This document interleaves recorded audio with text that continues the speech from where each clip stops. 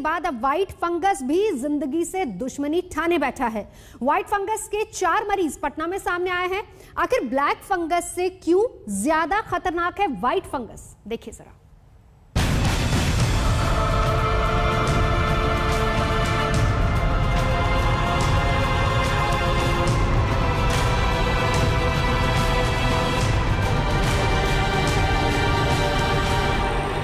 Black fungus के बीच अब white fungus के मरीज भी आने लगे हैं। व्हाइट फंगस के कम से कम 4 मामलों का पता बिहार के पटना में चला है। हालांकि अभी भी व्हाइट फंगस को लेकर ज्यादा जानकारी मौजूद नहीं है, जैसे कि इसका सबूत नहीं है कि व्हाइट फंगस का संक्रमण अन्य राज्यों में भी फैल रहा है या नहीं। ना ही ये पता चल पाया है कि आखिर इस नए संक्रमण को क्या खतरनाक बनाता है। कहीं कहीं पे एक वाइट फंगस भी लोग बोल रहे हैं, कुछ लोग रिपोर्ट कर रहे हैं। Most probably that is Candida की बात कर रहे हैं। कैंडिडा पहले भी होता था।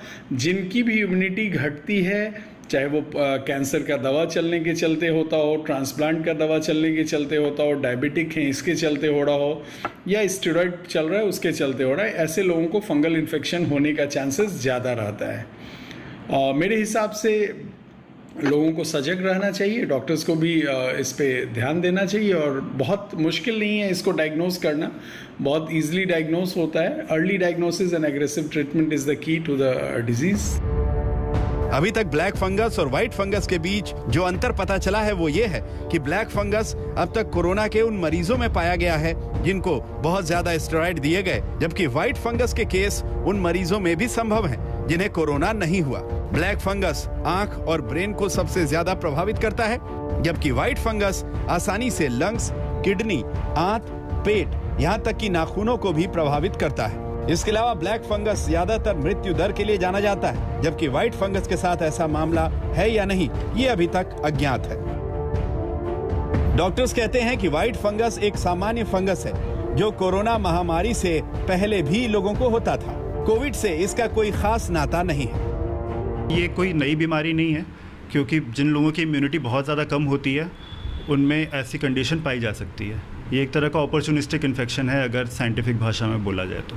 देखिए, जो ब्लैक फंगस यानी म्यूकरमाइकोसिस है वो एक अलग प्रजाति का फंगस है, लेकिन वो भी ऐसे ही मरीज़ों में हो रहा है जिनकी इम्यूनिटी ओवरऑल कम है। जो म्यूकरमाइकोसिस है वो नाक से एंटर करके नाक के पीछे के साइनसेस को, आँखों को और ब्रेन को इफ़ेक्ट कर रहा है। लेकिन ये जो फंगस है कैंडिडा, अगर ये ब्लड में एक बार उतर जाए तो वो ब्लड के थ्रू ब्रेन, हार्ट, किडनी और बोन्स इत्यादि सभी अंगों में फैल सकता है। इसलिए ये काफ़ी खतरनाक फंगस माना जाता है। विशेषज्ञों के मुताबिक पटना के अस्पताल में भर्ती व्हाइट फंगस के सभी मरीजों में कोविड-19 से मिलते जुलते लक्षण थे, लेकिन कोरोना जांच में निगेटिव पाए गए। एंटी फंगल दवाइयों से उनका इलाज किया गया। मेडिकल एक्सपर्ट्स ने सुझाव दिया है कि जिस तरह कोविड-19 के गंभीर मामलों में अतिरिक्त स्कैन की आवश्यकता होती है, उसी तरह व्हाइट फंगल संक्रमण का पता लगाने के लिए HRCT स्कैन परीक्षण की भी आवश्यकता होती है। ये इन्फेक्शन भी जानलेवा है अगर वो सिस्टमिकली प्रेजेंट है, यानी कि ब्लड में प्रेजेंट है या फिर हमारे ऑर्गन्स जैसे कि लंग में प्रेजेंट है। ये इन्फेक्शन जो है, इसको लगने वाली दवाइयां थोड़ी अलग है। इसके लिए फ्लुकोनाजोल दिया जाता है या वोरिकोनाजोल दिया जाता है। ये बीमारी को व्हाइट बोला जाता है बिकॉज इसमें व्हाइट कलर का मेम्ब्रेन फॉर्म होता है कैंडिडा के कारण, या फिर व्हाइट कलर का ग्रोथ देखा जाता है जब हम उसको माइक्रोबायोलॉजी में देखते हैं, डिटेक्ट करने के लिए टेस्ट करते हैं। ये ब्लैक फंगस से क्यों अलग है? क्योंकि इसका तो एक तो है कि ये इन्फेक्शन कहीं पे भी हो सकता है just like black fungus, but इसको लगने वाली ट्रीटमेंट अलग है।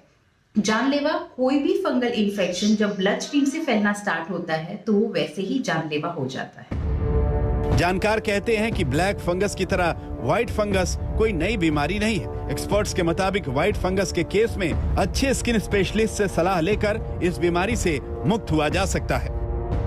व्हाइट फंगस का अन्य राज्यों में फैलने का अधिक प्रमाण नहीं है, लेकिन एक्सपर्ट्स का ये कहना है कि बिल्कुल ब्लैक फंगस की तरह यह भी बहुत तेजी से फैल सकता है। लेकिन ये कितना जानलेवा है इसके बारे में भी इस समय डेटा अवेलेबल नहीं है। वाराणसी से रोशन जायसवाल और दिल्ली से स्नेहा मोरदानी के साथ आज तक ब्यूरो। फिलहाल यहाँ रुकेंगे एक ब्रेक के लिए। आज तक पर खबरों का सिलसिला जारी है, देखते रहिए आज तक।